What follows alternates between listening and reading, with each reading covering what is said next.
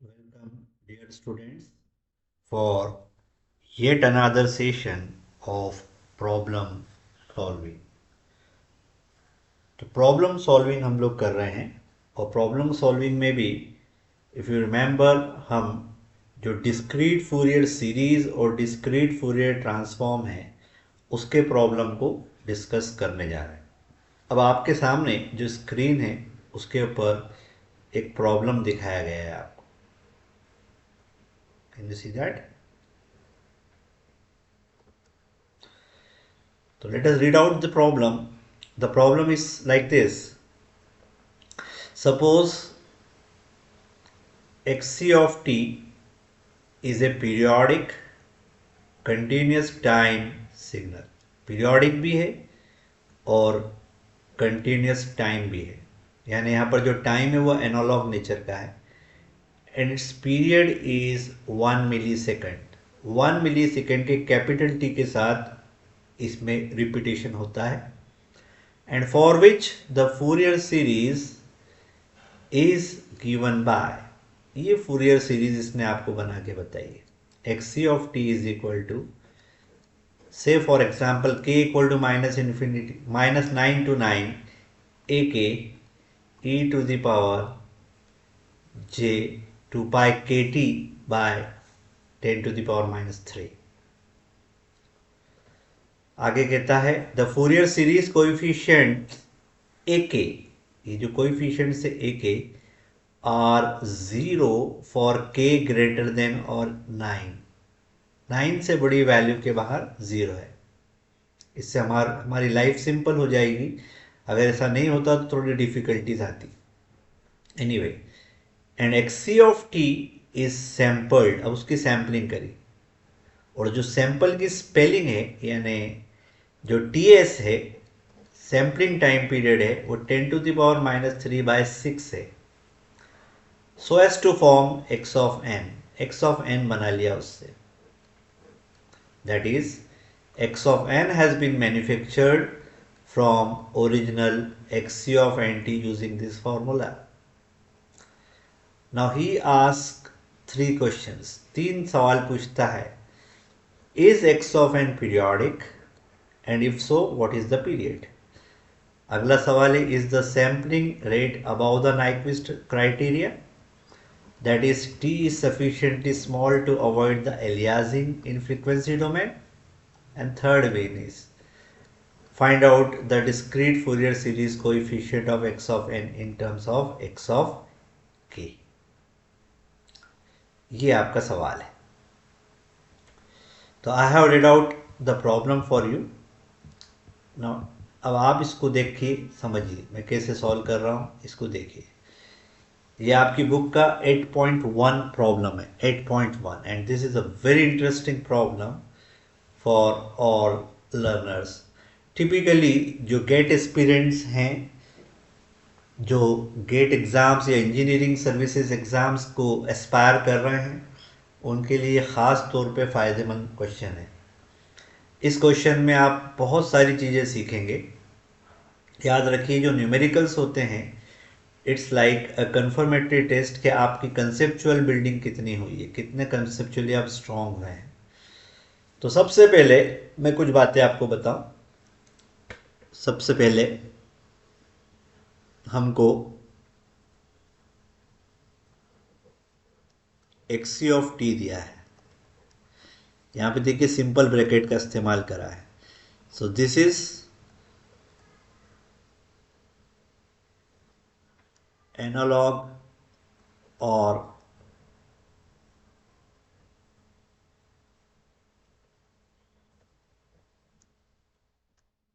continuous in nature, यानी t belongs to set of real numbers, or not only this, it is periodic also, and since it is periodic, suppose with a period of capital T, जो इस numerical में 10 to the power minus 3 second दिया गया है, which means that xc of t plus any multiple of capital T करेंगे, then we'll get back same original xc of t.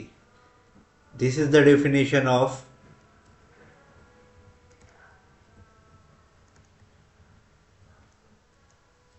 Periodicity. Periodicity की यह परिभाषा है.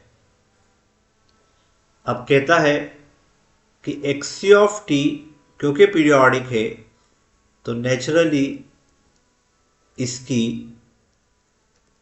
एक फूरियर सीरीज होगी xc ऑफ t. उस फूरियर सीरीज को हम लोग x of simple bracket k के नाम से जानते हैं. इसके पीरियोडिक होने की कोई कंडीशन नहीं है. ये पीरियोडिक होने की कोई दशा नहीं. हाँ, ये डिस्क्रीट अवश्य है, जरूर है. Having learn that xc of t जो है उसको फ्रीक्वेंसी डोमेन में ऐसा लिख सकते हैं, sigma k equal to -9 to 9 sum coefficients ak plus j 2 pi by 10⁻³ ये फंडामेंटल पीरियड है. और k और t. Try to understand.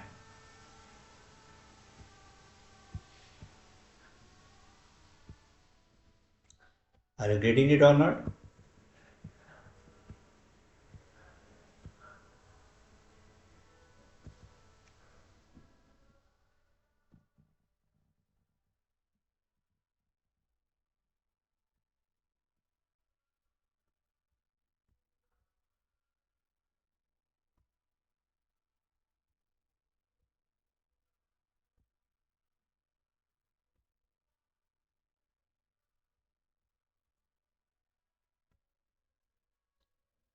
Agreed?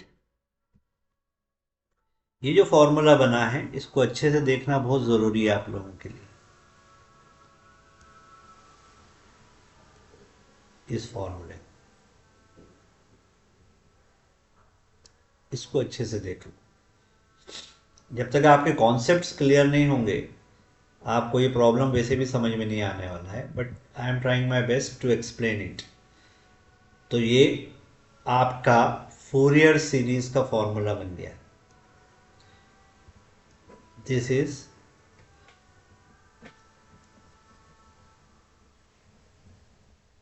Fourier series. ये आपकी फूरियर सीरीज है और ये एकेज जो हैं ये फूरियर सीरीज के कोएफिशिएंट्स हैं. नाउ ही सेज यहाँ पर आप 10⁻³ जो ऊपर फॉर्मूले में आया है वो आपका नॉर्मल टाइम पीरियड है और 1 टाइम पीरियड जो है वो आपकी फंडामेंटल फ्रीक्वेंसी है इस पीरियोडिक सिग्नल की. नाइक्विस्ट क्राइटेरिया कहता है कि अगर आपको प्रॉपरली सैंपल करना है किसी सिग्नल को देन आपकी sampling frequency must be greater than or at least equal to 2 times the maximum frequency of the signal. यहाँ पर मैक्सिमम फ्रीक्वेंसी FO ही है क्योंकि सिग्नल फ्रीक्वेंसी दी है. FO से बड़ी होना चाहिए जो उसकी फंडामेंटल फ्रीक्वेंसी है उससे. देखते हैं आगे ये कंडीशन कितनी फुलफिल हो रही है. अगर ऐसा कंडीशन नहीं फॉलो करी then you'll have aliasing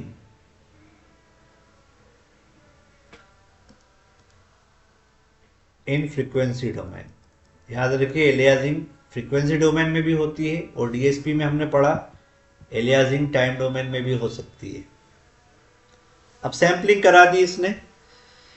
sampling कराने के लिए क्या करा कि जो टी था उसको बना दिया NTS और TS की वैल्यू ली है इसने 10⁻³ अपॉन 6 और 1/TS सैम्पलिंग फ्रीक्वेंसी है, तो सैम्पलिंग फ्रीक्वेंसी यहां पर हो गई इक्वल टू 6 टाइम्स FO यहां से। तो obviously Nyquist criteria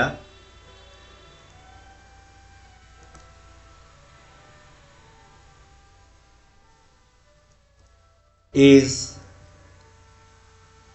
very well followed। अच्छे से फॉलो किया गया है। हमको तो खाली 2 टाइम्स FO लेना था, इसने 6 टाइम्स लिया। So we are well in the margin, sufficient margin में वर्क कर रहे हैं।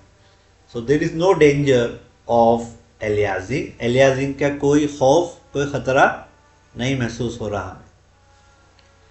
चलिए, इफ दैट इज सो, जो आपका x ऑफ n अब बनेगा वो एक्चुअली x ऑफ NTS होगा, और ये बराबर होगा XC ऑफ T के, where T has been put equal to NTS, और TS की वैल्यू ली है दिस वन। सब चीजों को एक साथ रख दो, तो अब जो x ऑफ n बनेगा DSP का इंडेक्स वाला, जिसको आप सीक्वेंस भी बोलते हैं, तो ये बनेगा XC n इंटू 10⁻³ बाय 6। ये तो पीरियोडिक है। Now the first question has been asked, इसकी पीरियड क्या होगा, इसका पीरियड क्या होगा अगर होगा तो। Let us see. पीरियोडिसिटी का टेस्ट लगाते हैं कि अगर इस न्यूली फॉर्म्ड सीक्वेंस या सिग्नल को पीरियोडिक होना है, then it should pass the confirmatory test. यानी अगर x of n plus capital N बराबर हो जाए x ऑफ n के, अगर ये इक्वेशन फॉलो हो जाए, तब capital N can be called period of x of n, और x ऑफ n ऐसी परिस्थिति में पीरियोडिक माना जाएगा। नॉट ओनली कैपिटल N एक बार ले सकते हैं, उसका कोई भी इंटीग्रल मल्टीपल लेंगे प्लस माइनस में, तो ये इक्वेशन होल्ड गुड होगी, यानी करेक्ट साबित होगी। चलिए आइए, अगर ये बात सही है, इस इक्वेशन को इस इक्वेशन से सॉल्व कराएं तो हमको मिलेगा x of n plus n equal to, हमें मिल जाएगा XC of n plus n, और TS के स्थान पर आएगा 10⁻³ अपॉन 6, और ये बराबर होना चाहिए x ऑफ n के, लेकिन x ऑफ n इसके बराबर है। ये बराबर होना चाहिए XC of n times 10⁻³ by 6। ये जो इक्वेशन हमने बनाई, इसको सिंप्लीफाई कर लीजिए। अगर ये इक्वेशन सिद्ध हो गई या इसकी कंडीशन सॉल्व हो गई तो विल बी कंफर्टेबल। इस ब्रैकेट को ओपन कर दिया तो बनेगा एक्स सी, ब्रैकेट मैं डायरेक्ट लिख रहा हूँ n into 10⁻³ plus n into 10⁻³ must be equal to xc into n to 10⁻³ अभी इस इक्वेशन से कोई कंडीशन नहीं निकल के आ रही जब तक कि हम ओरिजिनल इसकी फूरियर सीरीज के फॉर्मूले में ना जाए। अब ये जो सामने लिखा इसको हमारे ओरिजिनल फॉर्मूले से टैली करते हैं। ओरिजिनल फॉर्मूला कौन सा? ये वाला, दिस वन, ये वाला। तो इस फॉर्मूले को अगर उठा के लाएं और यहां वाले पे लगाएं, इस वाले पे सबसे पहले, और फिर यहां लगाएं, तो x ऑफ n एक्चुअली है क्या? x of n actually xc of n into 10⁻³ है, और ये बराबर है sigma k equal to -9 to 9 ak e⁻j 2π/10⁻³ k, और t के स्थान पर आ जाएगा n into 10⁻³ I hope you got it. ये t की वैल्यू, स्मॉल t की वैल्यू जो थी, स्मॉल t की जगह पे रख दिया n टाइम्स ts, यानी 10⁻³ this is in fact n ts sampling के बाद। ये सैम्पलिंग कराई तो ये वैल्यू यहाँ पर सब्स्टिट्यूट कर दी। यू कैन सी दैट ये 10⁻³ से ये 10⁻³ कटेगा और फॉर्मूला सिंपली टर्न आउट हो जाएगा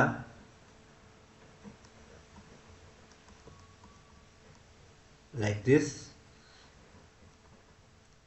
और e⁻j 2π/6 ले लेते हैं थोड़ी देर के लिए, और आ जाएगा kn। ये बन गया आपका equal to discrete signal x of n। अब इसकी पीरियोडिसिटी देखना है कि ये पीरियोडिक है या नहीं है। तो आपका वही पुराना एज ओल्ड मेथड, तो x of n plus n कर देंगे जो अभी मैंने ऊपर लिखा थोड़ी देर पहले। अगर x of n plus n निकालें इस फॉर्मूले से तो मिलेगा sigma -9 to 9 ak as it is e⁻j 2π/6 k, और आ जाएगा n प्लस n। एक्सपांड कर लीजिए,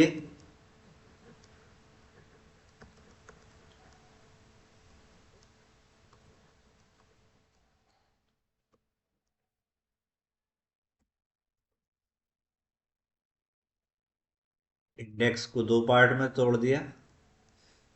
we should know this much mathematics, सबको इतना मैथ्स आता है। ये आ गया x of n plus n। अगर आप चाहते हैं कि ये x ऑफ n के बराबर हो जाए, यानी सिग्मा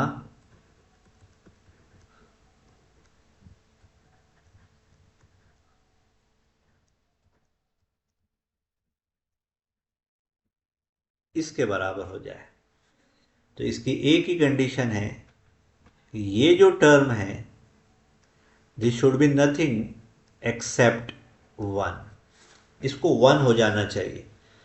और इसको 1 होने की एक ही शर्त है क्योंकि ये कॉम्प्लेक्स एक्सपोनेंशियल है, जब इस कैपिटल एन की वैल्यू कम से कम इसके बराबर हो जाए, यानी if somehow capital N is chosen to be 6, then ये कट जाएंगे एक दूसरे से और ये वाली टर्म बन जाएगी e to the power j 2 pi k belongs to integers,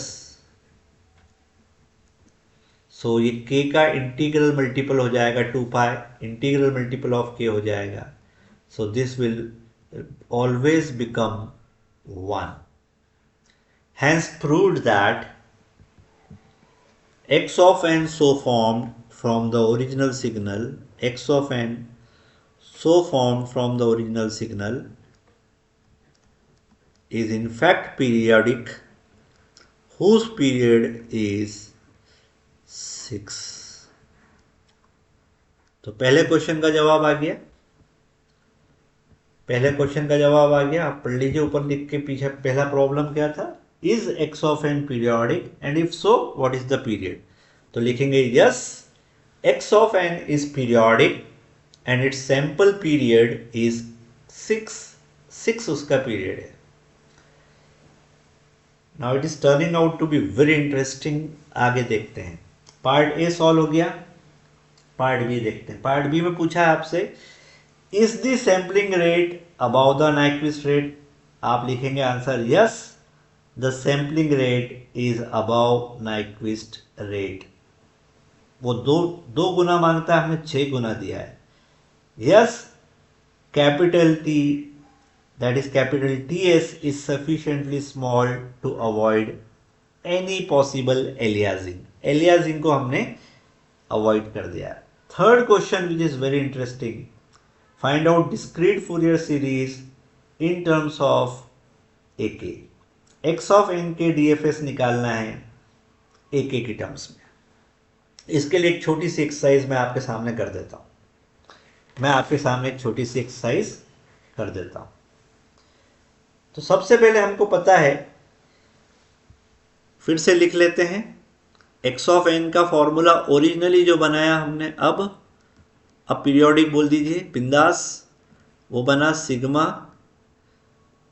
k equal to -9 to 9 AK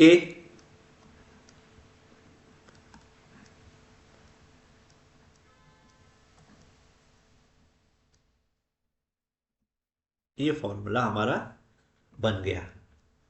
अब पूरी मॉडिफिकेशंस के बाद अब इसका डीएफएस निकालना है, यानी इसका एक्स ऑफ के निकालना है.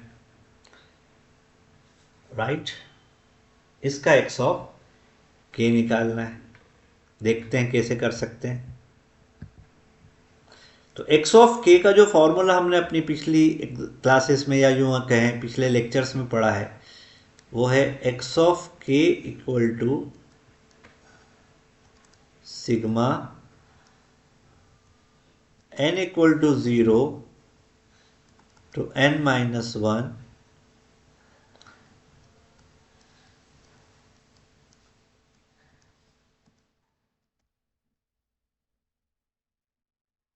आई hope you will agree with me. ये फॉर्मूला पढ़ा है हमने.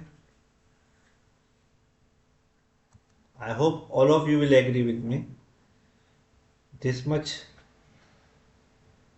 ये फॉर्मूला हम पढ़ चुके हैं ऑलरेडी, और इसकी वैल्यू निकालना है इसकी टर्म्स में. अब देखो, जब भी कोई प्रॉब्लम सॉल्व किया जाता है तो कभी भी मर्यादाओं का उल्लंघन नहीं करते, जनरलिटी के प्रिंसिपल को लूज नहीं कर सकते. यानी क्या लिखेंगे, x ऑफ n की वैल्यू यहाँ सब्स्टिट्यूट करते वक्त जनरलिटी का ख्याल रखेंगे. लिखिए कॉपी में, substituting value of x of n in above equation, हमें मिलेगा sigma n equal to 0. Capital N क्योंकि 6 है तो इसमें हम 5 तक जाएंगे.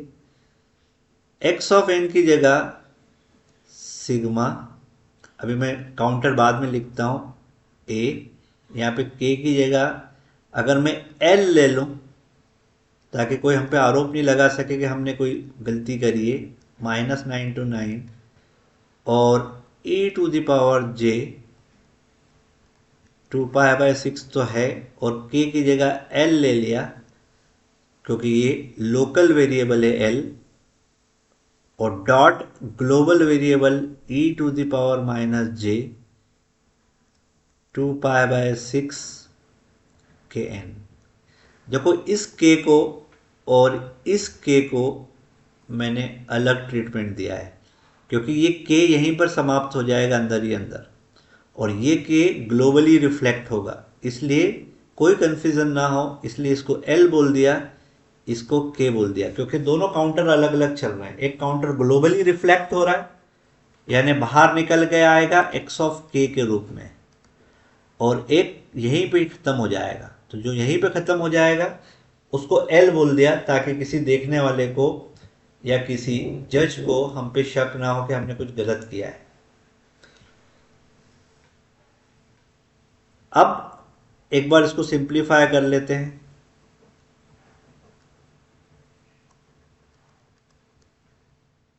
फाइव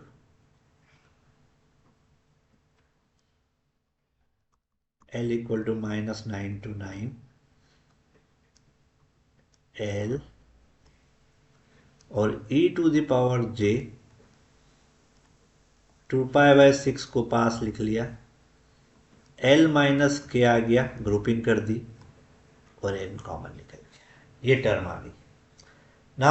और एज ओल्ड मेथड, जब भी दो सिग्मा आमने सामने होते हैं we always change the order of summation. लिखिए changing order of summation. Order of summation को इंटरचेंज करने के बाद क्या होगा, ऑर्डर ऑफ समेशन को बदल दिया, जैसे ऑर्डर ऑफ समेशन बदलेंगे ये बनेगा sigma L equal to -9 to 9 बाहर आ गया, इसके साथ चिपक कर AL बाहर आ गया, अंदर बचा sigma n equal to 0 to 5 e⁻j 2π/6 L - k n, और ये हम निकालने चले हैं x of k DFS coefficients, do not forget. अब जैसे कि मैं पिछली क्लासेस में आपको कई बार ये सब चीजें करा चुका हूं, इतने को देखिए, सिर्फ इस पे फोकस कीजिए।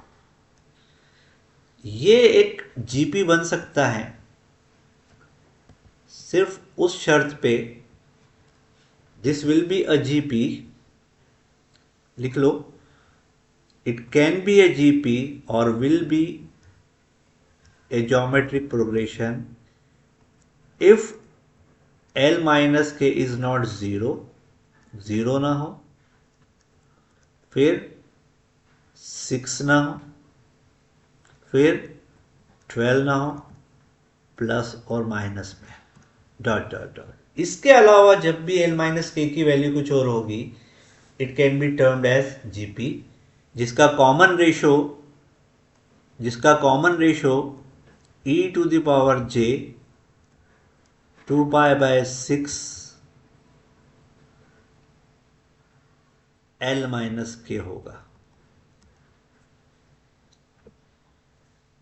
और जब L - k की वैल्यू 0, 6, 12 वगैरह होगी तब ये जीपी नहीं बन के सिंपली 1 + 1 + 1 + 1 बनेगा। देखिए फॉर्मूले में रख के यहाँ पर अगर L - k की जगह 0 रख दे तो ये 1 बन जाएगा, और जब ये काउंटर चलाओगे 0 से 5 तक तो हर बार आपको n की हर वैल्यू के लिए 1 + 1 + 1 + 1 6 बार मिलेगा, तो इसकी वैल्यू 6 होगी।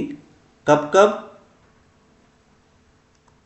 वेन एवर, जब कभी भी when ever L - k will be 0, 6 और 12, राइट। और अदरवाइज इसकी वैल्यू होगी, इस काउंटर की वैल्यू होगी, मैं डायरेक्ट लिख रहा हूं 1 minus e to the power j 2π/6 L minus k से इसकी वैल्यू कैपिटल N आ जाएगी यहाँ पर upon 1 minus e to the power j 2π/6 L minus k, common ratio. और n हमारा 6 है, तो 6 से 6 कटेगा, तो ये integral multiple of e to the power j 2π, ये l माइनस के कोई ना कोई तो इंटीजर होगा हमेशा, तो 2π का इंटीग्रल मल्टीपल बनेगा, तो ये वैल्यू हमेशा 1 रहेगी। तो इसका न्यूमरेटर, इस टर्म का न्यूमरेटर हमेशा 0 होगा, और डिनोमिनेटर इस सिचुएशन में अदर देन 0 होगा, तो इसकी वैल्यू 0 आएगी।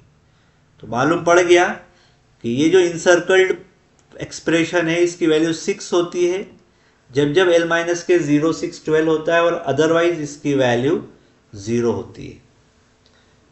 और l माइनस के की वैल्यू 0 के अलावा हम कुछ ले नहीं सकते, क्योंकि हमारा यहाँ पे l की वैल्यू मैक्सिमम 9 से 9 के बीच में है। तो अगर l माइनस के को इसके बियॉन्ड लेंगे, 6, 12 लेंगे, तो l की वैल्यू इसके बाहर चली जाएगी, पॉसिबल ही नहीं है। तो यहाँ पर सिर्फ a की वैल्यू फायदेमंद है, वो है l इक्वल टू के, या l माइनस के इक्वल टू 0। तो अब मैं इसको समराइज कर देता हूँ आपके सामने, ये जो कुछ आपके सामने लिखा समराइज कर देता हूँ। तो x of k ultimately after all the jugglery sigma l equal to -9 to 9 बना, l बना, और इस पूरे काउंटर को मैं मैथमेटिकली डेल्टा l माइनस के लिख सकता हूँ, of course with multiplication of 6। तो जैसे l इक्वल टू के होगा ये 6 हो जाएगा, और अदरवाइज ये 0 हो जाएगा। तो 6 कॉमन निकाल लो, अंदर बचा sigma l equal to -9 to 9 l delta l minus के। इस एक्सप्रेशन को सॉल्व करोगे तो l की वैल्यू सिर्फ k के बराबर लेना पड़ेगी, तो सिद्ध हो गया कि इसकी वैल्यू सिर्फ और सिर्फ इतनी आएगी। कितनी आएगी? x of k will be ultimately equal to 6 times ak, मतलब x of 0 6 of a0, x of 1 6 of a1, x of 2 6 of a2, dot dot dot, last principal value x of 5 6 of a5। इसके आगे जाने की जरूरत नहीं। तो DFS, ये DFS है कोएफिशिएंट्स, और ये FS है कोएफिशिएंट, या CFS बोल लो, जो अच्छा लगे आपको। तो थर्ड पार्ट भी हमने प्रूव कर दिया। आई hope you guys enjoyed this particular session, जिसमें मैंने तीन पार्ट में इस प्रॉब्लम को सॉल्व करके आपके सामने बताया है। तो आप इसको प्रैक्टिस कीजिए और अपने साथियों से शेयर कीजिए। तो जो लोग हमारा चैनल को देख रहे हैं उनको उसको सब्सक्राइब करना चाहिए, ताकि उनको नोटिफिकेशंस मिलता रहे। और आपको ये वीडियो पसंद आए तो उसको लाइक भी कर दीजिएगा। Thank you very much.